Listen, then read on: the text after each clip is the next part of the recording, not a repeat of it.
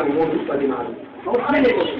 அவர் ஸ்திரீயை நோக்கி, நீ கர்ப்பவதியா இருக்கும்போது உன் வேதனை மிகவும் பெருக பண்ணுவேன், வேதனையோட பிள்ளை பெறுவாய், உன் ஆசை உன் புருஷனை பற்றி இருக்கும், அவன் உன்னை ஆண்டு கொள்வான் என்றார். இந்த ஆதியாகமம் 3:16 நீ வேதனையோட ஒரு பிள்ளையை பெறுவாய், உன் ஆசை உன் புருஷனை பற்றி இருக்கும் என்று சொல்கிறார். கர்ப்பவேதனை பட்டுதான் ஒரு பிள்ளையை பெறுவாய்.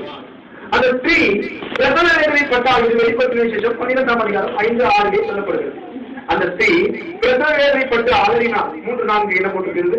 அந்த வெளிப்பட்ட விசேஷம் 12 அவர் கர்ப்பவதியா இருந்து பிரசவவேதனை அடைந்து பிள்ளை பெறும்படி வருத்தப்பட்டு அலறினார்.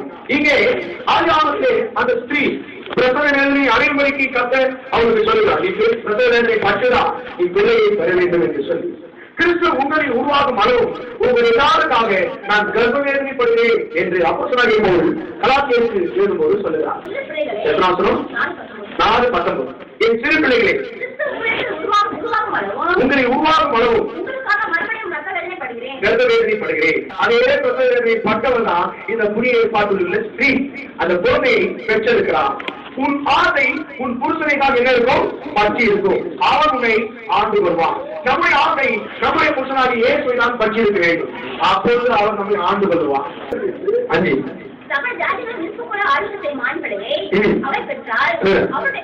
அவருடைய பிள்ளை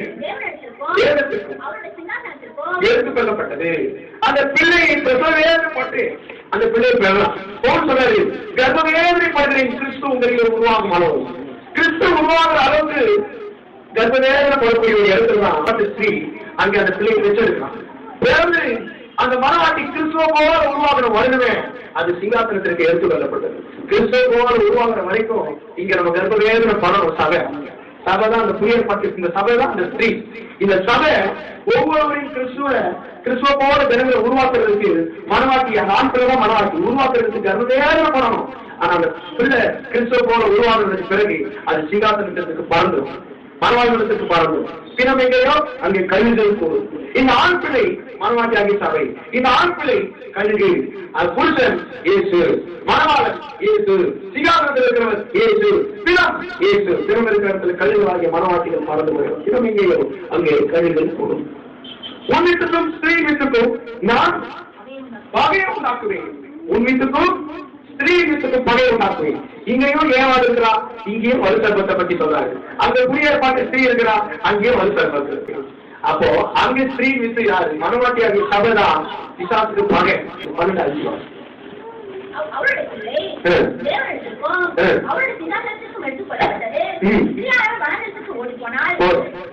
ஸ்திரீயானவர் மனாந்தரத்துக்கு ஓடி போனான். அப்போ இந்த ஆதியாகமம் 3:14 நாம் கற்றுக்கொள்ளக்கூடிய சத்தியம் என்ன? அவருடைய ஆசை புருஷனை பற்றி, நம்முடைய ஆசை எல்லாம் நம்முடைய ஆவிக்குரிய மனவாளன் ஏது கிறிஸ்துவின் காலங்களிலே பற்றி இருக்கட்டும். அவர் பிரசவேதனை பற்றி ஒரு குழந்தையை பெற்றிருக்கிறார். அதை நாம் ஆவிக்குரிய ரீதியாக எப்படி எடுத்துக்கொள்ள வேண்டும்? கிறிஸ்து உங்களில் உருவாகும் உங்களுக்காக கர்ப்பவேதனை பற்றி, பிரசவ வேதனை பற்றி, கர்ப்பவதியாக இருக்கும்போது பிரசவ வேதனை பற்றி ஸ்திரீ அதனை கொண்டிருக்கிறார். இந்த பிள்ளை கிறிஸ்துவை போல உருவாகி பிறந்த உடனே அது பரலோகத்துக்கு சிங்காசனத்திற்கு எடுத்துக்கொள்ளப்பட்டது. இப்படி இந்த பிள்ளை உருவாக வேண்டும் என்று சொல்லிதான் நம்முடைய சொந்த பிள்ளையை அங்கே யோவான் 3:16 இயேசு அங்கே உலகத்தில் பிரவேசிக்க செய்தார். நாம் எல்லாம் இயேசு போல பிள்ளையா மாறணும்னு சொல்லிட்டு இதான பிள்ளையா மாறணும் தன்னுடைய சொந்த பிள்ளையை யோவான் 3:3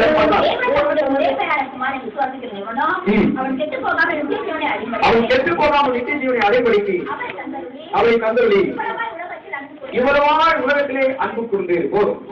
அப்போ இது யோவான் 3:14 இதே பிள்ளையை அங்கே ஒப்பு கொடுத்து இதே போன்ற பிள்ளையை பெற்றுக்கொள்ள வேண்டும். கோதுமை மணியானது நிலத்திலே விழுந்து செத்தா அது போல அநேக கோதுமை மணிகள் உருவாகும்.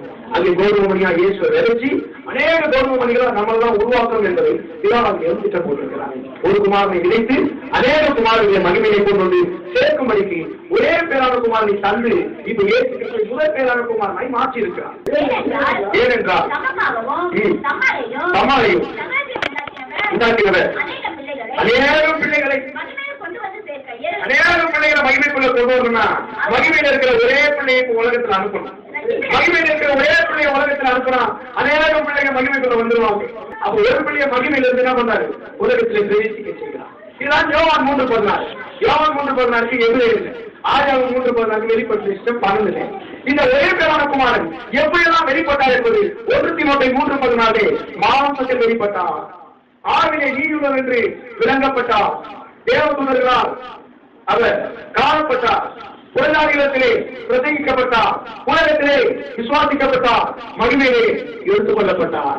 மகிமையிலே சேர்க்கும்படிக்கு மகிமையிலிருந்து ஒரு பிள்ளை அனுப்பினாரு. அவர் மகிமையிலிருந்து வந்தவர் மறுபடியும் மகிமைக்குள்ள போயிட்டார். அதான் 1 தீமோத்தேயு 3:14 வாசியே அன்றி தேவபக்திக்குரிய ரகசியமானது யாவும் ஒப்புக்கொள்வது மகா மேன்மையுள்ளது மாம்சத்தில் வெளிப்பட்டார், ஆவிலே நீதியுள்ளவர் என்று விளங்கப்பட்டார், தேவதூதர்களால் காணப்பட்டார், பிறகாதிகளுக்கு பிரசங்கிக்கப்பட்டார். அப்போ தேவ மாம்சத்திலே வெளிப்பட்டார், ஆவிலே நீதியுள்ளவர் என்று விளங்கப்பட்டார், தேவதூதர்களால் காணப்பட்டார், பிறகாதிகள் பிரசங்கிக்கப்பட்டார், உலகத்திலே விசுவாசிக்கப்பட்டார், மகிமையிலே எடுத்துக் கொள்ளப்பட்டார். அநேக பிள்ளைகளை மகிமையை கொண்டு வந்து சேர்க்கணும்னா மகிமையில் இருக்கிற ஒரு பிள்ளையை கொண்டு வந்து உலகத்தை விளைத்து அங்கே அநேக பிள்ளைகளை மகிமையை கொண்டு வந்து சேர்த்து அதுக்கு முன்னாடி இன்னொரு மகிமையில் என்ன பண்ணிட்டார் போயிட்டார். இந்த இயேசு கிறிஸ்துவை இந்த காலையிலே நாம் தியானிக்கிறது நமக்கு பெரிய ஆசீர்வாதம். இந்த வார்த்தை தான் இந்த இயேசு கிறிஸ்து, இந்த வசனம் தான் இந்த இயேசு கிறிஸ்து. இந்த வார்த்தை தான் ஆவி, அந்த ஆவிதான் இயேசு. வேத வசனம் எல்லாம் தேவ ஆவினால் அருளப்பட்டிருக்கிறது. 2 தீமோத்தேயு 3:14 சொல்லியிருக்கிறார். 2 தீமோத்தேயு வேத வாக்கியங்கள் தான் அருளப்பட்டிருக்கிறது. தேவனுடைய மனுஷன் தேவனுடைய வார்த்தைகள் எல்லாம் தேவ ஆவினாலே அருளப்பட்டிருக்கிறது. தேவ ஆவினாலே தேவனுடைய வார்த்தைகள் அருளப்பட்டிருக்கிறது. அப்ப அந்த வார்த்தை எல்லாம் யாரு? ஆதிலே வார்த்தை இருந்தது, அந்த வார்த்தை தேவத்தில் இருந்தது, அந்த வார்த்தை ஆதிலே இயேசு இருந்தார், அந்த இயேசு தேவத்தில் இருந்தார், அந்த இயேசு தேவனாகவே இருந்தார். அந்த இயேசுவதான் உலகத்திலே அனுப்பியிருக்கிறார். அந்த இயேசுவதான் நம்ம தியானிக்கலாம். அது தேவனுடைய வார்த்தைகள் எல்லாம் தேவ ஆவினாலே அருளப்பட்டிருக்கிறது. தேவன் இயேசுக்கு தமது ஆவி அளவில்லாமல் அளித்ததார் என்று யோவான் 4:34 நம்ம பார்த்தோம். பிதா தம்முடைய ஆவியை இயேசு எப்படி அளித்திருக்கிறாரா? அளவில்லாத ஆவி. தேவனால் அருளப்பட்டது தம்முடைய வார்த்தைகளை பேசுகிறார். எத்தனை வருஷம்? எத்தனாம் அதிகாரம்? 3:34. தேவனால் அனுப்பப்பட்டவர் தமது ஆவியை, இந்த அளவில்லாத ஆவிதான் அவரை தியானிக்கிறதுக்கு தான் வார்த்தையா வசனமா வெளிப்பட்டிருக்கிறார். புரியுதுங்களா? மாசத்தில் வெளிப்பட்டது மாத்திரமல்ல, வசனமாக வெளிப்பட்டிருக்கிறார். மகிமையிலிருந்து வெளிப்பட்டார், மகிமையிலே எடுத்துக் கொள்ளப்பட்டார். புரியுதுங்களா? எடுத்துக் கொள்ளப்படுறத பற்றி நீ பேசுறோம். அந்த ஸ்திரீ தக்க பிள்ளையும் அது மகிமையிலே எடுத்துக் கொள்ளப்பட்டது. எப்படின்னா நம்மளுடைய ஆசை நம்ம புருஷனையே பற்றி இருக்கும் போது அந்த வாஞ்சை அவருக்காக காத்து கொண்டிருக்கிறவர்கள் தான் என்ன பண்ணுவாங்க? அந்த வாஞ்சைதான் நம்ம மனவாளனோடு கூட நம்ம கர்த்தர் தீவனுக்காக தான் வைராக்கியமாக இருக்கிறான். எதிர்க்காக தான் அவர் வைராக்கியமாக இருக்கிறார். யோபு 3:16 சீயோனுக்காக எதிர்க்காக தேவன் வைராக்கியமாக இருக்கிறார். சேனைகளின் கர்த்தருடைய வைராக்கியம் இதை சொல்லிட்டு அதை அவர் செய்வார். யோபு 3:16 சீயோனிலிருந்து கெர்ச்சித்து எருசலேமிலிருந்து சத்தமிடுவார். வானமும் பூமி மதிரும், ஆனாலும் அவர் சீயோனிலிருந்து வெளிப்பட போகிறார். சீயோனிலிருந்து கெர்ச்சிக்கிறார், எருசலேமிலிருந்து சத்தமிடுவார். நாம் சீயோனுக்குரியவர்களாக எருசலேமுக்குரியவர்களாக அவரோடு காணப்பட்டு அவரோடு வந்து மகாதேவன் கொடுக்கிற விருந்துக்கு நாம் ஆயத்தமாவோம். அதுக்கு ஒரு அனலும் குளிரமான ஒரு வாழ்க்கை நம்ம வாழ்ந்தா அது நமக்கு செட் ஆகாது. அதுக்கு ஆவில அனலா இருக்கக்கூடிய ஒரு கூட்டம் தான் பரலோகத்துக்கு போகும் என்று வெளிப்படுத்தின விசேஷம் 3ஆம் அதிகாரம் 16ஆம் வசனம் சொல்லுகிறது. வெளிப்படுத்தின விசேஷம் 3:16 வாசிங்க.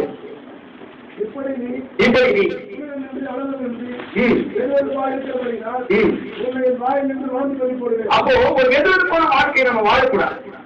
ஆவில அனலா இருக்கிற கூட்டம் தான் யாரு? கற்புள்ள கன்னிகை.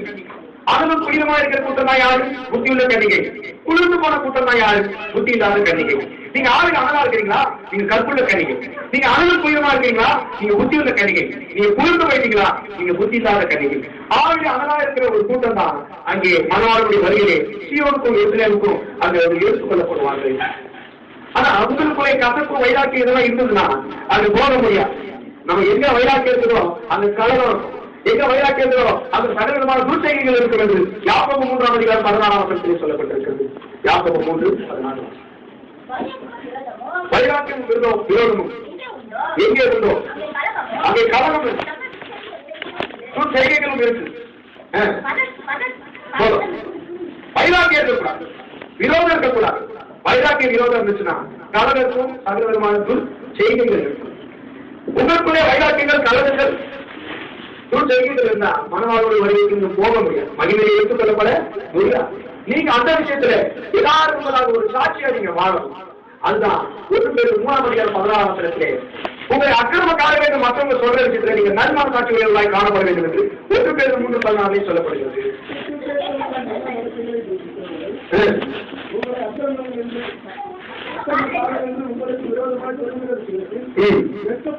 வெட்கப்படுற அளவுக்கு நீங்க எப்படி இருக்கணும்? நன்மான சாட்சி உடையவர்களா இருக்கும். இதெல்லாம் கேட்கறதுக்கு கொஞ்சம் அறிவுதான், ஆனா அதுபடி நீங்க பேசுற சொல்றாரு. பவுல் பேசுற டாக்டர்லாம் ரொம்ப கஷ்டமா இருக்குது மெடிக்கேட் பண்றதுக்கு. கல்லாதவர்கள் பார்த்தா இதுல என்ன பண்ணுவாங்க, விழுந்து போயிடுவாங்க. கல்லாதவர்களும் அறிவில்லாதவர்களும் உணர்வில்லாதவர்களும் இந்த சட்டத்தை கேட்டா அவங்க புரிஞ்சுக்க மாட்டாங்க. பைபிள தங்களுக்கு ஏற்ற மாதிரி பேசி அவங்களுக்குள்ள ஆக்கிய வலித்து சொல்லுவாங்க. இந்த 2 பேர் 3:14 சொல்லுவாங்க. 2 பேர் 3:14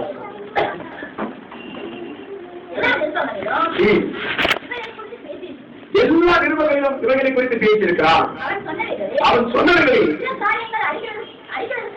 ரொம்ப கஷ்டமா இருக்கு. இந்த வேத வாக்கியங்கள் எல்லாம் இப்படி அறிந்து கொள்றதுக்கு ரொம்ப கஷ்டமா இருக்குது. கல்லாதவர்களும் உறுதி இல்லாதவர்களும் மற்ற வேத வாக்கியங்களை புரட்டுகிறது போல இதையும் புரட்டிக்குவாங்க. தங்களுக்கு கேடு வரத்தக்கதாக இந்த வேத வாக்கியங்களை அவங்க இஷ்டத்துக்கு அவங்க புரட்டிக் கொள்வாங்க. அப்படின்னு 2 பேர் 3:14 சொல்லுகிறார். இப்படி இந்த வேத வாக்கியங்களை நாம் கீழ்ப்படிந்து நடக்காவிட்டால், இந்த வேத வாக்கியங்கள் தேவனுடைய ஆவியால் அருளப்பட்டிருக்கிறது, அந்த ஆவியை கொண்டு நாம் இதனை கீழ்ப்படியாவிட்டால் நாம் நிச்சயமாக போக முடியாது. இந்த எகிப்தான் உலகம், கானான் பரலோகம், பார்வோன் தான் பிசாசு, செங்கடதான் ஞானஸ்தானம், யோர்தான் பரிசுத்த ஆவியினாலே ஞானஸ்தானம். இந்த எகிப்து என்கிற உலகத்திலிருந்து கானான் என்கிற பரலோகத்துக்கு 1000க்கும் மேலான ஜனங்கள் போனார்களே, ஆனா 2 பேர் தான் அங்கே பிரவேசித்தார்கள். ஒரே ஒரு ஊழியக்காரனாகிய காலேபு, ஒரே ஒரு ஊழியக்காரனாகிய யோசுவா, ஒரே ஒரு விசுவாசியாகிய காலேபு. அங்கே ஒரு எப்ராயிம் கோத்திரத்தில் ஒரு யோசுவா, யோசேப்பின் கோத்திரம், ஒரு யூதா கோத்திரத்தில் ஒரு காலேபு. இந்த எப்ராயிம் கோத்திரமும் இந்த யூதா கோத்திரமும் மட்டுமே இங்கே பரலோகத்துக்குள்ளே போகிறது என்பது நிலநாட்டமாக இருக்கிறது. ஏன் அனைவர் போவதை கீழ்ப்படியாமல் இருந்து தேவனை போக முடியாமல் இருந்து எதிரே 3:16 சொல்லப்பட்டிருக்கிறது. கீழ்ப்படியாமல் இருந்தார்கள், போக முடியினார்கள், அதனாலே அவர்கள் போக முடியவில்லை. எல்லாரும் அப்படி செய்தார்கள் அல்லவா? எல்லாம் தேவனை கோபமூட்டக்கூடிய ஒரு இடத்திலே அவர் இருக்கிறபடினாலே அவர் போக முடியவில்லை. இந்த வசனத்துக்கு நீங்க யார் கீழ்படியா? ஒரு வாரத்துல கூட நம்ம என்ன இருக்கோம், ஆதி அன்பை குறித்து பேசுவோம். ஆதி அன்பை என்னது? அப்போ பொதுவா வாழ்ந்து அனுபவிச்சாங்க, சொத்துக்களை எல்லாம் விற்று தமிழை கொண்டு போட்டாங்க. ஜீவனை கொடுக்கிற அன்பிலும் பேரான அன்பு ஒன்றுமே, ஜீவனையே கொடுக்கணும்னு சொல்லிட்டாருன்னா அவங்க பணத்தை சொத்தை கொடுக்க கூடாதுன்னு சொல்லுவாங்க கத்துக்கு. அதெல்லாம் ஒன்றுமே கிடையாது. அப்போ வசனம் தான் எல்லாத்துக்கும் கீழ்படிதான் ஆகும். அன்பு என்னது? உயிரை கொடுக்கறதுதான். பணத்தையே நீ ஒரு சதவீதம் கொடுக்கணும்னா அப்போ அன்பு போய் கண்ட சதவீதத்தில் அன்பு போடாது காணாத தெய்வத்தில் எப்படி அன்பு போடுவான்? 1:3 என்ன சொல்லியிருக்கிறாரு? அவர் நமக்காக ஜீவனை கொடுத்ததுனாலே அன்பு என்னதென்று அறிந்திருக்கிறோம். அன்பு என்னதென்று ஜீவனை கொடுத்திருக்கிறதுனாலே இப்பதான் அன்புனா என்னன்னு நமக்கு தெரியும். அன்புனா கருங்க, ஜீவனை கொடுக்கிறதுக்கு பேர் தான் அன்பு. ஜீவனை கொடுக்குறீங்களா? அதுக்கு பேர் தான் இந்த அன்பு. சந்தோஷம், சமாதானம் இது நிறைந்திருக்கிறது. இந்த அன்பு இங்கே 1:3 இருக்கிறது. அங்கே சமாதானம் 2 தெசலோனிக்கேயர் 3:16 இருக்கிறது. சமாதானத்தின் தேவன் உங்களோடு கூட இருப்பாராக, சமாதானம் உங்களோடு கூட இருக்கட்டும் என்று சொல்லி 2 தெசலோனிக்கேயர் 3:16 சொல்லப்பட்டிருக்கிறது.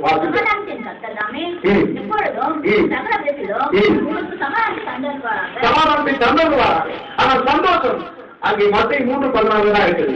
பரிசுத்த ஆவியானவருடைய சந்தோஷம். பரிசுத்த ஆவியானவர் புறாவை போல அங்கே இயேசு மேல ஞானஸ்நானம் பெற்ற உடனே இறங்கி வருகிறார். 3:14 வாசிங்க. வானம் அவருக்கு திறக்கப்பட்டது, புறாவை போல இறங்கி.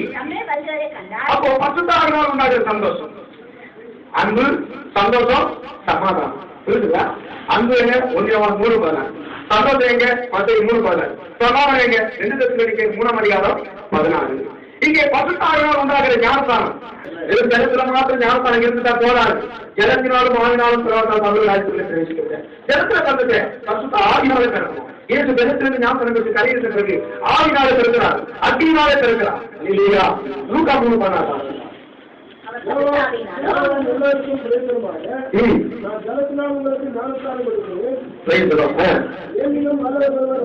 அவர்களுக்கு அக்கினினால் ஞானஸ்தானம் கொடுப்பான். புரியுதுங்களா? உங்களுக்கு அக்கினினால் ஞானஸ்தானம் கொடுப்பான். இயேசு வந்ததுக்கு பிறகுதான், வந்து போனதுக்கு பிறகுதான் பசுத்த ஆவி ஞானஸ்தானம் வந்தது. அவர் முன்னாடி ஜலத்தினால என்ன பண்ணது? பிறக்கிறது. இந்த ஜலத்தினால பிறக்கிறது நீ ஒரு புது பிறப்பு, மறு ஜென்மம் அப்படின்னு சொல்லிட்டு அவங்க என்ன பண்றாங்க? பேர் மாற்றாங்க. எதுக்கு பேர் மாற்றாங்க? நீ பழையாளு கிடையாதுப்பா, நீ புது ஆளு அப்படின்னு சொல்றா பேர் மாற்றாங்க. அந்த பேர் மாற்றது தான் ஞானஸ்நானம். பழைய ஜென்மம் நீ கிடையாது, புது ஜென்மம், அதான் மறு ஜென்மம் முழுக்கு. பழைய ஆளு கிடையாது, புது ஆளா பிறந்திருக்கிற, அதான் புதிய பிறப்பு.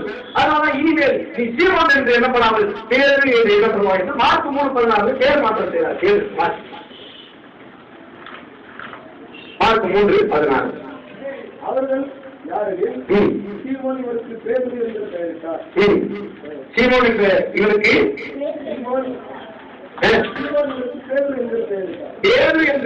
பெயரிட்டார். இதுதான் பெயர் மாற்றம். புரியுதுங்களா? நீ பெயர் மாற்றம் செய்யப்பட்ட ஒரு இடத்துல இருந்தா மாத்திரம் போதாது, நீ அக்கினினாலே ஞானஸ்தானம் தரணும். நீ ஆவிலே அனலா இருக்கணும். அனலுக்குள்ள இருந்தா அந்த மனவாட்டியம் போக முடியாது. ஆவிலே அனலா இருக்கணும்.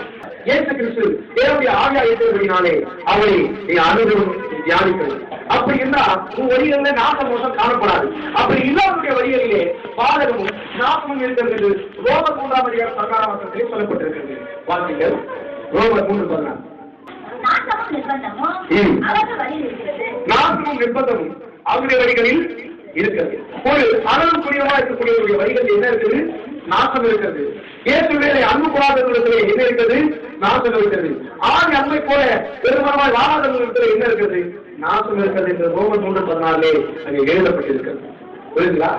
இந்த தேவை ஆழமாய் இருக்கிறது என்று 1 Corinthians 3:14 சொல்லப்பட்டிருக்கிறது. பாருங்க. தேவனுடைய ஆலயமாய் இருக்கிறது என்றும் தேவனுடைய ஆவி உங்களில் வாசமாய் இருக்கிறார் என்றும் தேவனுடைய ஆவி உங்களில் வாசமாய் இருக்கிறார் என்றும் அறியாதிருக்கிறீர்களா? இது தேவனுடைய ஆலயம். அங்கே யாத்ராகமத்திலே ஆலயம் கிடையாது, ஆசரிப்பு கூடாது. அங்கே சாலமோனிடத்திலே ஆலயம் இருக்கிறது, சாலமோன் ஆலயம் இருக்கிறது. ஆனால் யாத்ராகமத்திலே ஆசரிப்பு கூடாரம், வாசஸ்தலம், கூடாரத்திலே வாசஸ்தலங்களிலும் தங்கின தேவன் இப்போது சாலமோன் நாட்களிலே ஆலயத்திலே அவர் வாசம் பண்ணுகிறார். அங்கே ஆலயத்திலே வாசம் பண்ண தேவன் இங்கே மனுஷனுக்குள்ளதான் வாசம் பண்ணுறாரு. ஏன்னா மனுஷன் தான் இருக்கிறது ஆலயம். மோசே அங்க ஆதரிப்பு கூடாரத்திலே அங்கே கட்டணம்னா சீனாய் மலையில போயிட்டு அவர் ஜெபம் படித்து மகிமையில நினைச்சி வராது. அவருடைய முகத்தை யாரும் என்ன பண்ண முடியல, பார்க்க முடியல, முக்காடு கொடுத்தாரு. ஆனா நம்ம மகிமையில நிறையணும். நம்மளை யாரும் முக்காடு போட வேண்டிய அவசியம் இல்லை. நம்ம மகிமையில இன்னொரு நாள் பார்க்கணும். நம்மள அது முக்காடு போட வேண்டியும். இது முக்காடு இல்லாத ஒரு 2:3:16 முக்காடு தூக்கிட்டார். அது 3:16 அவர்கள் கட்டணத்தில் மறந்து இருக்கும் போது மனம் திரும்ப வரைக்கும் முக்காடு இருக்கும். மனம் திரும்பிட்டா முக்காடு என்ன பண்ணிடும்?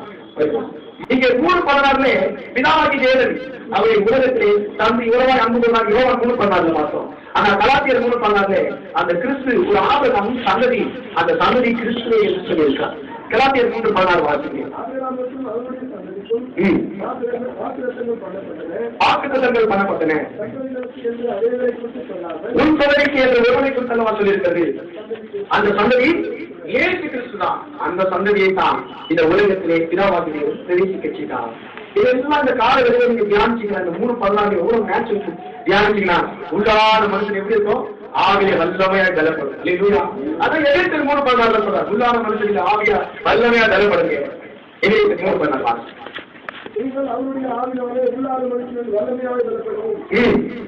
உள்ளான மனுஷன் என்ன பண்ணணும்? வல்லமையா பலப்படும். இதெல்லாம் பரலோகத்துக்கும் பூலோகத்துக்கும் உள்ள முழு குடும்பத்துக்கு நான காரணராக இருக்கு. அப்படி கர்த்தராகிய இயேசு கிறிஸ்துவை பிதாவை நோக்கி முழங்கால் படித்த ஆவியை உள்ளான மனுஷன் பலப்படணும்னு சொல்லியிருக்கிறாரு. இந்த காலையில் இந்த வேத வாக்கியங்கள் ஆராய்ந்து பார்த்தாலுமே உள்ளான மனுஷனை நம்ம வல்லமையை பலப்படலாம். ஏன்னா எந்த அளவுக்கு நீங்க சத்தியத்தை கேட்கிறீங்களோ, எந்த அளவுக்கு உபதேசத்தை கேட்கிறீங்களோ அதுபடி நீங்க ஒழுங்கா நடக்கும். எது வரைக்கும் கற்றிருக்கிறீங்களோ அது வரைக்கும் ஒரே ஒழுங்கா நீங்கள் நடந்து கொள்ளுங்க. பிலிப்பியர் 3:16 சொல்றேன். எது வரைக்கும் நீங்க ஒழுங்கா கற்றிருக்கிறீங்க, எது வரைக்கும் நீங்க தெரிஞ்சிருக்கீங்க, தெரிஞ்சிருக்கிறது வரைக்கும் உண்மையா வாழ்க்கிறேன் ஆகிடும். ஏன் இருக்கிறோமோ அது முதல் ஒரே ஒழுங்காய் நடந்து கொண்டு ஒரே சிந்தை. ஆகிய அப்போஸ்தலர் நாட்கள்ல ஒரே சிந்தை, ஒரே மனது, ஒரே குடும்பம், ஒரே விசுவாசம், ஒரே ஞானஸ்தானம், ஒரே தேவன், ஒரே நம்பிக்கை, ஒரே சரீரம், ஒரே ஆவி. நமக்கு என்ன ஒரே சிந்தை தான் இருக்க வேண்டும் என்று 3:14. இந்த ஒரே சிந்தை இருந்தா தான் ஒரு மனமா கர்த்தரை பாடி கீர்த்தனம் பண்ண முடியும். புரியுதுங்களா? ஒரு மனமா கர்த்தரை பாடி கீர்த்தனம் பண்ணா ஒரே சிந்தை இருக்கணும். ஒரே சிந்தை வரணும்னா கிறிஸ்துவோட வசனம் பரிபூர்ணமாய் உங்கள் இதயத்தில் வாசமாக இருக்கும். அப்பதான் சந்தோஷத்தோடு சங்கீதங்களினாலும் ஞான பாட்டுனாலும் கர்த்தரை கீர்த்தனம் பண்ண முடியும் என்று கொலோசியர் 3:14 சொல்லுகிறார்.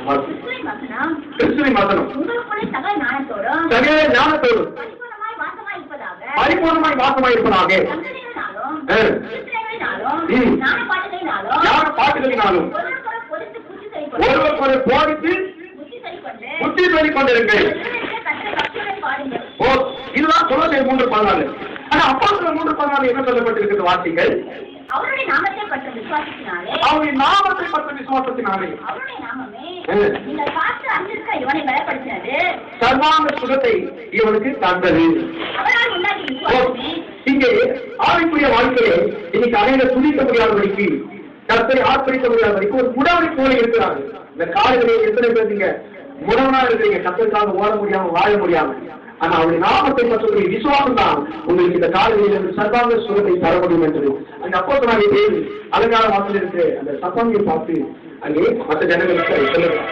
இந்த 3:14 நாம் தியானிக்கிறோம். இங்கெல்லாம் சீயோனை பற்றி எருசலேமை பற்றி பலமாய் சொல்லப்பட்டிருக்கு. இந்த கடைசி காலத்தில் கர்த்தர் சீயோனை பார்த்து சொல்லுகிறார், சீயோனே நீ பயப்படாதே, எருசலேமே உன் கையை தளர விடாதே என்று செப்பனியா 3:14 சொல்லுகிறார். சீயோனுக்குரியவர்கள் எருசலேமுக்குரியவர்கள் அந்த காலங்களிலே அது வருகிறார் என்கிற சிந்தையோடு காணப்படுவோம். செப்பனியா 3:14 வாசிங்க. நானே எருசலேமை பார்த்து பயப்படாதே என்று சீயோனை பார்த்து, இப்படி எருசலேமை பார்த்து பயப்படாதுன்னு சொல்றாரு, சீயோனை பார்த்து மனம் தளராதுன்னு கர்த்தர் சொல்றாரு. ஆனா சீயோன் இங்க என்ன பண்றது? இப்படி ஒரு ஆசைப்படக்கூடிய தேவன் இருக்கும்போது சீயோன் கொஞ்சம் இங்க பெருமையை வேண்டி விட வாழ்ந்தது புரியுதுங்களா? சீயோன் பெருமையா நடந்தது, பயங்கர பெருமையில இருக்கு சீயோனை எருசலேமும்.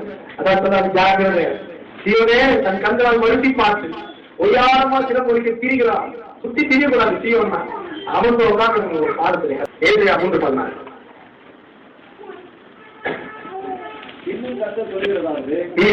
சீயோன் குமாரத்திகள் அகந்தை வந்துச்சு, கழுத்தை நெரித்து நடந்து கண்களால் முறைக்கு பார்த்து ஒய்யாரமா சில மொழிக்கு திரிகிறான். பெருமை வந்துச்சு. பெருமை வந்ததுனால சுரபர் 3:14 படுக்கை கற்களோடு அங்கே சாம்பலிலே புரண்டி போடுவது என்ன பண்றது? பெருமை வந்து அதுதான் நிலைமை.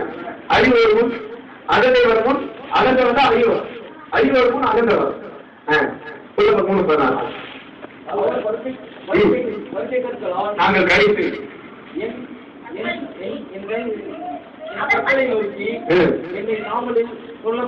சாம்பலே எப்படின்னா சீவன் தூக்கணும். அதுக்கு பொருளை பண்ணியாலும் சீக்கிரம் சொல்லுங்களா? அவங்க பண்ணிட்டு அங்க சொல்றாரு சீவன் குமாரத்தையே பயப்படாது.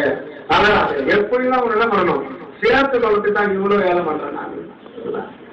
இதெல்லாம் அந்த காலத்துல பாடம் இல்லை ஜனங்களுக்கு. அவங்க வியாபாரத்துக்கு தான் போயிட்டாங்க. சிவகுமாரத்தி எஸ்ரேகுமாரத்தி என்ற தேவன் அவர்களை அழைத்தாங்க. வர்த்தனை காலங்களை எழுத பண்ணிட்டாங்க. அந்த பச்சை கைகள் பாவி போயிடும் அப்படின்னு சொல்லிட்டு நாகும் புத்தகம் 3:14 சொல்லியாச்சு. நாகும் புத்தகம் 3:14 வாசிக்க. உன் வர்த்தகரை வானத்து நட்சத்திரங்களிலும் அதிகமாக்கினார். பரவி உன்னை சீரோடு காய்ச்சா நீ வியாபாரம் பண்றதுக்கு வர்த்தனைக்காக பெய்கிட்ட அப்படின்றது நினைவையும் வா அங்கே. ஆனா ஆபத்துக்கு தான் அங்கே சீயோனுக்கு போய் சேரவான்னு குரல்ல சிக்கலுக்கு எழுதுற உத்தரவுறார். யாரு? ஆபத்து 3:14 குரல்கள் இறந்துள்ளே குழம்பிச்சு. அதுக்கு வாசி குழம்பிச்சு குடித்தது எலும்புகள் உட்கள் உண்டாயிற்று. ஆனா 12 சொல்றாரு, அத்திமரம் துளி விடாமல் போனாலும் காட்டு செடி பலன் போடாமல் போனாலும் கத்தருக்குள்ளே. இதுதான் சீயோனுக்குரியவர். எது வந்தாலும் கவலைப்பட மாட்டான். அவருடைய ஒரே ஒரு நோக்கம் என்னது? அவருடைய வருகையை எடுத்துக் கொள்ளப்படும். கத்தருக்குள்ளே எடுத்துக்கொள்ளணும். அத்திமரம் துளி விடாமல் போனாலும் காட்டு செடி பலன் போடாமல் போனாலும் கத்தருக்குள்ளே தான் மகிழ்ச்சியா இருக்கு. இப்படியே இந்த வேத வாக்கியங்களை இந்த காலங்களிலே நாம் ஒருவருக்கு பயபக்தியோடு தியானித்துக் கொண்டிருந்தால் கர்த்தர் இங்கதான் இருப்பார். மல்கியா 3:14 சொல்றாரு. நம்மளதான் வாட்ச் பண்ணிட்டு இந்த 3:14 குறித்து இந்த காலங்களிலே இந்த சபையை எப்படி தியானிக்கிறாங்க பாருங்க அப்படின்னு சொல்லிட்டு கர்த்தர் இங்கதான் பேசுறாங்க. மல்கியா 3:14 ஒருவரோடு பேசிக் கொள்வார்கள். கர்த்தர் கவனித்து கேட்பார். நம்ம பேசிக் கொண்டிருக்கிறது அவருடைய நாமத்தை தியானிக்கிறவர்களுக்காகவும். இந்த காலங்களிலே ஒரு ஞாபக புஸ்தகத்திலே 3:14 இப்படியெல்லாம் இந்த குடும்பம் இந்த சபையை தியானித்தது என்று சொல்லி ஞாபக புஸ்தகத்தில் எழுதுவாங்க. கர்த்தருக்கு பயத்தோடு தியானிக்கிறதை கர்த்தர் கேட்பார். இதுதான் 7ஆம் நாளிலே இந்த கேபார் நதியாரிலே எசேக்கியேலுக்கு உண்டான தரிசனம். எசேக்கியேல் 3ஆம் அதிகாரம் 14ஆம் வசனத்தில் 7 நாள் சென்ற பின்பு அவருக்கு ஒரு தரிசனம் உண்டாயிற்று. கேபார் நதியாரிலே வாசிங்கள். 7 நாள் முடிந்த பின்பு 7 நாள் முடிந்த பின்பு கர்த்தருடைய வார்த்தை எனக்கு உண்டாகும் போது 7 நாள் இங்க 7ஆம் நாளிலே கர்த்தருடைய வார்த்தையை உங்களுக்கு நான் போதித்துக் கொண்டிருக்கிறேன். அங்கே எசேக்கியேல் 7 நாள் சென்ற பின்பு கர்த்தருடைய வார்த்தையின் தரிசனம் அவருக்கு உண்டாகிறது. நம்முடைய விசுவாசம் பரீட்சிக்கப்படும். அந்திகிறிஸ்துவினுடைய காலத்திலே அவனை வணங்க வேண்டும் என்று சொல்லி என்ன பண்ணுவான்? அதிகாரம் போடுவான். ஆனா மனவாக்கி எவனையும் வணங்க மாட்டான். கர்த்தர் மாத்திரம் தான் வணங்குவான். நேபுகாத்நேச்சா சொல்றான், நான் வைத்த பொற்சிலையை தான் நீ வணங்க வேண்டும். ராஜாவே, இந்த விஷயத்துல உத்தரவு சொல்றது எனக்கு ஒன்றும் அவசியம் இல்லை, நான் உங்க வணங்க மாட்டேன். மனவாட்டி இருக்கிற விஷயம் சாத்தாத் மேசாக் ஆபேத்நேகோ இருக்கிறாங்க. தானியேல் 3:14 சொல்லப்படுவார். சாத்தாத் மேசாக் ஆபேத்நேகோ என்பவர்கள் ராஜாவை நோக்கி நேபுகாத்நேச்சாரே, இந்த காரியத்தை குறித்து உத்தரவு சொல்ல அவசியம் இல்லை. இப்படிப்பட்ட ஊழியக்காரர்களா தேவனுடைய பாதையிலே உடன்படிக்கை பெட்டி. இனிமேல் உடன்படிக்கை பெட்டி என்று நான் அவர்களை குறித்து பேச மாட்டேன். என்னுடைய ஊழியக்காரர்களா உடன்படிக்கை பெட்டியாக இருக்கிறது என்று சொல்லி எரேமியா 3ஆம் அதிகாரம் 16ஆம் வசனத்திலே சொல்லப்பட்டிருக்கிறது. அந்நாட்களிலே அவர்கள் கர்த்தருடைய உடன்படிக்கை பெட்டி என்று இனி ஒருபோது சொல்வதில்லை. 12 என்ன போட்டிருக்கு? எனக்கு பிரியமான நெய்படியை பண்ண அந்த நெய்பர்களே ஒரு உடன்படிக்கை பெட்டியாக மாறுவார்கள். அதுதான் 3:14. அந்த நெய்பர்கள் தான் உடன்படிக்கை பெட்டி. ஏன்னா அவங்க இருதயத்திலே அன்பு இருக்கும், மனதிலே வசனம் இருக்கும், சைரியத்திலே வல்லமை இருக்கும். உடன்படிக்கை பெட்டிக்குள்ள 3 பொருள் இருக்கு. மகா வைக்கப்பட்ட பொறுப்பாக அதான் மனது. கற்பனைகள் பதித்த கற்பனைகள், அதுதான் இருதயனா கற்பனைக. அதுல தேவனுடைய கற்பனை என்பது அன்பு பதிஞ்சிருக்கும். ஆரோக்கியம் கழித்த கோல் என்பது நம்முடைய சைவம். கழிப்பது வல்லமையிலே கழிப்பது வல்லமையிலே நம்ம நிறைஞ்சிருக்கோம். மனம் சத்தியத்துல நிறையணும், இதை அன்புல நிறையணும், சைவம் வல்லமையில நிறையணும். மனதில சத்தியம் இருக்கா, இதயத்தில் அன்பு இருக்கா, சரீரத்தில் வல்லம் இருக்கா, நீங்க தான் தேவனுடைய உடன்படிக்கை பெட்டி.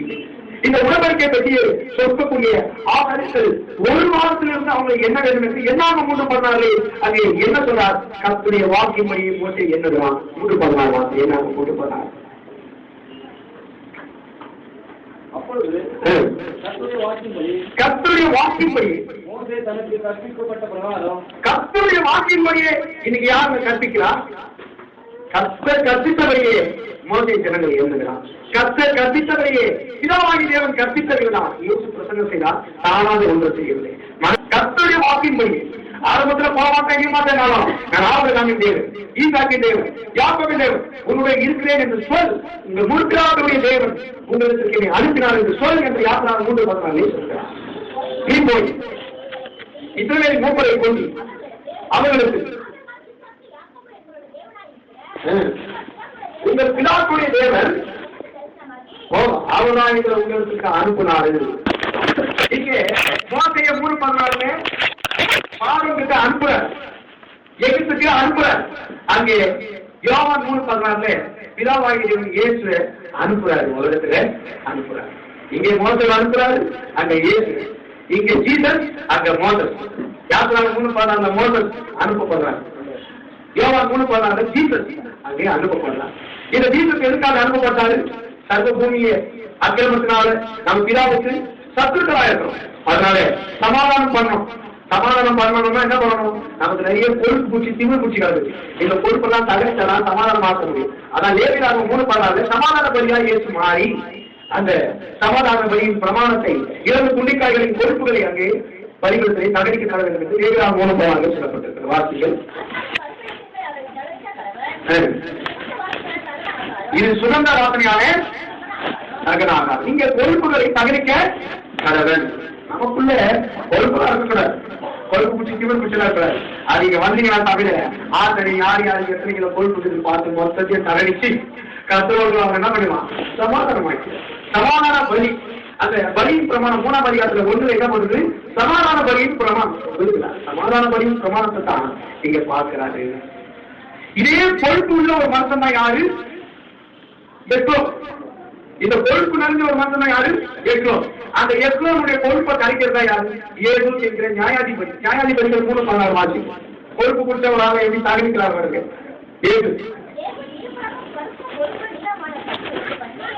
உன் கத்தியை உண்டு பண்ணி வலதுபுறத்தை இடுப்பிலே கட்டிக்கொண்டு இந்த எக்லோனுக்கு தெரிஞ்ச அது 17ஆம் வசனத்துல சூடித்த மனுஷன். சூடித்த மனுஷன் பொறுப்பு நிறைஞ்ச மனுஷன். கத்தி உள்ள போட்டு வெளியில வராது, சிக்கி கப்பு. அப்ப இந்த பொறுப்பை என்ன பண்ணணும்? தகடிச்சுட்டாங்க வேலையிலாக. இவருக்கு பொறுப்பாளருக்கு காரணங்களை 20ஆம் வசனத்துல ஏசுருளே சாப்பிட்டு படுகிற 20 வாக்கியம் குளிர்ந்த அறைக்குள்ளே அங்கே ஏசிரவங்க இருக்குது. குளிர்ச்சியான அதையே சாப்பிட்டு வெயில போய் உஷ்ணம் தவிர பொறுப்பு தான் இருக்கலாம். ஏசிகாலே சாப்பிட்டு 10 பொறுப்பு தான் இருக்கும். அவன் தேவத்துக்கு மனவாக்கியம் போக முடியாது. பாடுபட்டு மனவாக்கி தான் இங்கே பொறுப்பை தகர்க்கக்கூடிய இடத்திலே ஆசிரியர்கள் இருக்கிறாங்க. பொறுப்பு முச்ச ஒரு மோவாபின் ராஜாவாக எக்லோனின் கொள்கை தகர்க்கக்கூடிய ஏது என்கிற நியாயாதிபதி இருக்கிறார். இந்த ஏது என்பது நியாயாதிபதிகளின் காலத்தில் 2வது 3வது நியாயாதிபதி. ஆனா கடைசி நியாயாதிபதி யாரு? சாமுவேல். கடைசி நியாயாதிபதியாக ஒரு சாமுவேலை கர்த்தர் ஏற்கும்போது கர்த்தர் சாமுவேலோடு பேசுகிறார். கடைசி நியாயாதிபதி ஏற்கிறார். 1 சாமுவேல் 3:16 சாமுவேல் கிட்ட கர்த்தர் பேசுறத கேள்வி என்னப்பா உங்ககிட்ட பேசினார் இந்த ராத்திரி வேலையில ஒருப்பா அப்படின்றார். பாத்தீங்க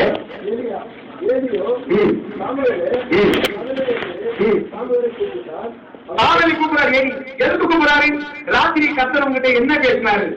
ராத்திரி கர்த்தர் என்கிட்ட என்ன பேசினாருன்னா, உன் பிள்ளைங்க ஓப்பனியும் பிணகாத்தும் அந்த ஆலயத்துல கறி கொடுத்தா பொறுப்பெல்லாம் எடுத்துக்கிறாங்க. பொறுப்பை வேக எடுத்துக்கு முன்னாடி என்ன பண்றாங்க? எடுத்துக்கிறாங்க.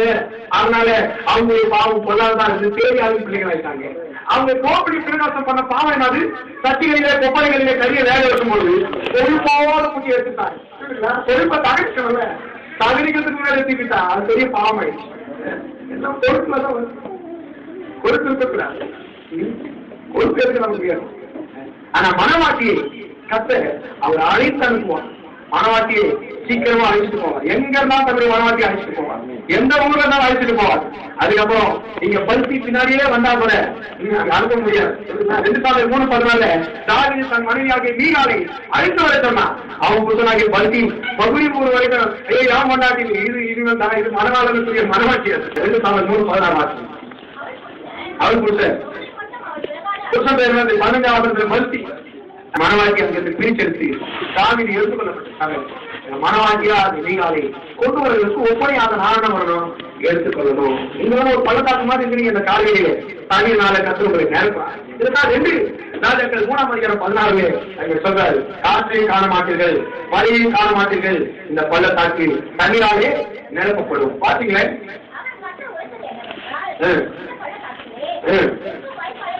எங்கும் வாய்க்கால்களை வெட்டுங்கள், காற்றையும் காண மாட்டீர்கள். சாந்தமும் மனத்தாலும் இருந்தால்தான் அங்க எங்க தாழ்வான பகுதி இருக்குது அங்கதான் தண்ணி நிற்கும். நீ மனவாட்டியா போனா மனவாளுக்கு எதிர்க்கிறாரு, நான் சாந்தமும் மனத்தாழ்வுமா இருக்கு. நீங்க எப்படி இருக்கணும்? சாந்தமும் மனத்தாழ்வுமா இருக்கு. நீங்க நிரம்பி வரைய ஒரு பாத்திரமா இருக்கணும். என்ன பண்ணணும்? நீங்க தாழ்வான பகுதி போல சாந்த மனத்தாழ்வுமா தான் கர்த்தருடைய நிரப்ப முடியும். மேட்டுல நிற்குமா தண்ணி? தண்ணி என்பது சத்தியம், உபதேசம், ஞானம், அறிவு. அதெல்லாம் பெருமையில நிற்குமா? எங்க தாழ்வு வருது அங்கதான் தண்ணி நிற்கும். வாய்க்காலை வெட்டு, மேலாக வெட்டு, பள்ளமாக்கு தண்ணி அப்போ வந்து ரொம்ப ஆப்பியா கத்துறதுக்கு முன்னாடி அப்படின்றார். இதுதான் ஞானம். அப்படி வரும்போது ஞானம் கற்றுக் கொடுப்பார். தாழ்வு வந்துச்சுன்னா ஞானம் வந்து ஞானம் வந்தா 2 வேசிகளை முன்னாடி நிக்க வச்சு 2 பேரும் படுத்தோம். யான் புள்ள செத்துச்சு, அவன் புள்ள செத்துச்சு. 2 பேரும் ஒரு புள்ளதான் செத்துச்சு. செத்தது யான் புள்ளன்ற ஒரு வேசி, செத்தது அவன் புள்ளன்ற ஒரு வேசி. எத்தனை வேசி வந்தாலும் ஒரு கவலை கிடையாது. கத்தர் கொடுத்த ஞானம் இருக்குது. ஞானமா சாலமோன் நியாயம் இருக்கிறாங்க. யாரும் துடிக்கிறாளோ அவளுக்கு தான் ஒரிஜினல் புள்ள.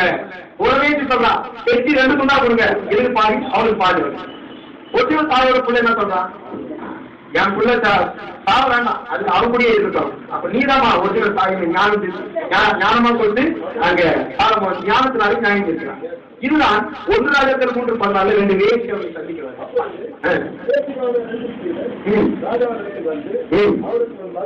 நின்றார்கள். இவங்களுக்கு முன்னால நின்றாங்க. நாமெல்லாம் யாருக்கு முன்னாடி படிக்க போறோம்?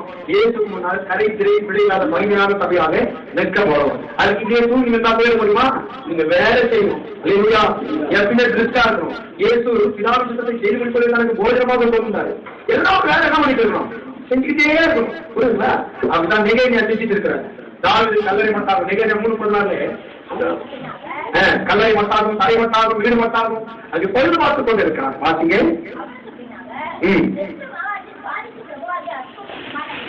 சரியா?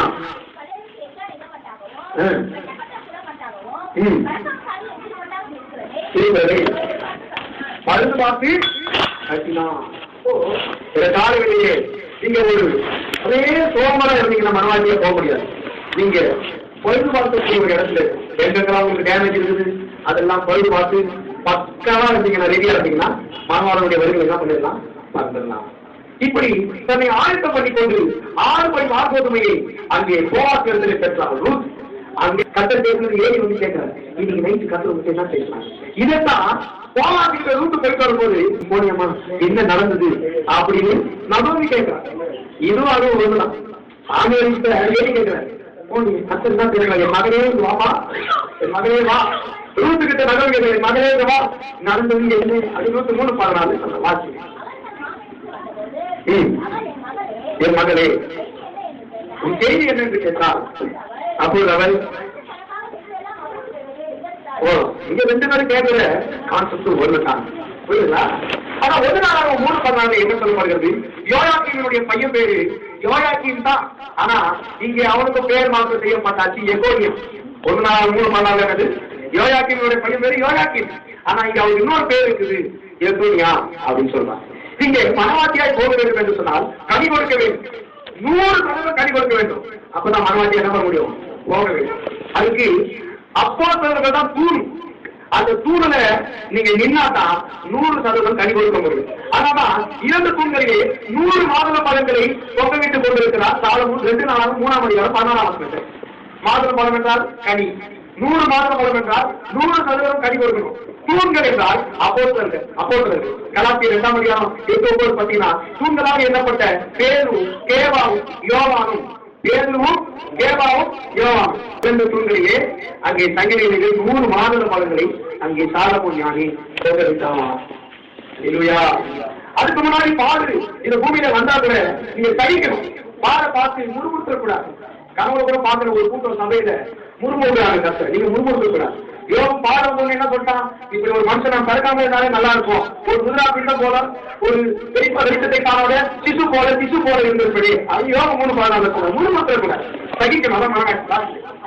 அது வெளிப்படாத முதலா பிண்டம் போலவும் வெளிச்சத்தை காணாத சிசுக்கள் போலவும் இருப்பேனே அப்படின்னு.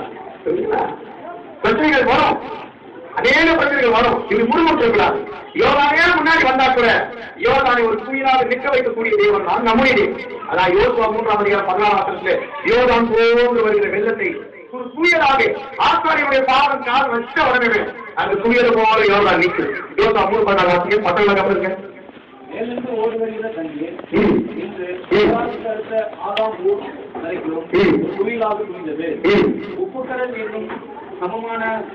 புவியலாக இதெல்லாம் இந்த காலையில 3:16 வேதாகமத்தில் எங்கெல்லாம் இருக்குது நம்ம இன்னைக்கு தியானிச்சோம். சங்கீதத்துல 3:16 3:8 தான். எஸ்ரால 3:11 தான்.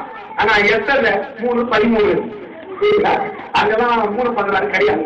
ஓசியால 3:16 கிடையாது, ஒபையால 3:16 கிடையாது, யோனால 3:16 கிடையாது, மீகால 3:16 கிடையாது, ஆகாயில 3:16 கிடையாது, சகரியாலும் 3:16 கிடையாது. ஒன்னே ஒண்ணு 2 சொல்லணும். என்ன உணர பார்த்துல 3:16 கிடையாது, பிரசங்கில 3:16 இருக்கு. நியாயஸ்தலத்தை கண்டே பூமியில அநியாயம் தான் இருக்கு. நீதிஸ்தலத்தை கண்டே நீதி எல்லாம் அநியாயம் கடைசி காலத்து தான் இருக்கும். இப்படிப்பட்ட நேரத்துல நீதியா இருக்கக்கூடிய மனவாட்டியா போயிடும். புரியுதுங்களா? பிரசங்கி 3:16 நியாயஸ்தலத்தை கண்டே. ஆனா அந்த நியாயஸ்தலத்தை அநியாயம் அந்த அங்க என்ன இருந்தது? அநியாயம் இருந்தது. இந்த பூமியில நியாயமா இருக்குது, அநியாயத்தை பாடுகிறார்கள். இந்த காலத்துல யார் நியாயமா இருக்கிறாங்களோ அவங்கதான் பரலோகத்துக்கு போவாங்க. நீதித்தரத்தை கேட்டேன். அங்கே அநீதி இருந்தது. அநீதி, நியாயம் என்னது? சத்தியம். நியாயம் என்னது? சத்தியம். சத்தியத்தை கை கொண்டு வருகிறேன், நியாயத்தை கை கொண்டு வருகிறேன். நீதி உள்ள ஜாதி உள்ள பிரயோகிக்கிறதுக்கு அந்த சுற்றி இருக்கிற வார்த்தைகள் என்ன பண்ணுவாங்க? இறப்பாங்க. பழைய பாட்டு பத்து கேட்ட மூடி இருக்கிறாங்க. பரலோகம் கேட்டேன். ஏன்னா அவங்க நீதி ஒரு போடணும். இங்க நியாயத்தை கை கொண்டு வருகிற 4 போடும் போது நீதி உள்ள ஜாதி உள்ள பிரயோகிக்கிறதுக்கு வார்த்தை திறக்கணும். ஏன்னா இவங்களுடைய வலது கருத்துல ஞானம் இருக்குது, இடது கருத்துல தீர்காயுசு இருக்கு. நமக்கு தான் தீர்காயுசு புரியுதுங்களா? ஏன்னா தேவனால ஏசுதான் நமக்கு ஞானம். அந்த ஞானம் வலது கருத்துல நமக்கு வச்சுட்டாரு. நீதிமன்றம் 3:16 சொல்லப்பட்டிருக்கு. நீதிமன்றம் 3:16 வாசிங்க. அது வலது கையிலே தீர்காயுசும், அது இடது கையிலே செல்வமும் கனமும் இருக்குது. ஞானம் இந்த காலநிலையை நம்ம குழந்தைகள் படிச்சு தேவ சமூகத்திலே ஞானமாய் காணப்படுது. இந்த 3ஆம் அதிகாரம் 14ஆம் வசனத்திலே இந்த வேதாந்தம் முழுக்க கர்த்தர் நமக்கு கொடுத்திருக்கிற சத்தியத்தை ஆராய்ந்து பார்க்க வேண்டும்.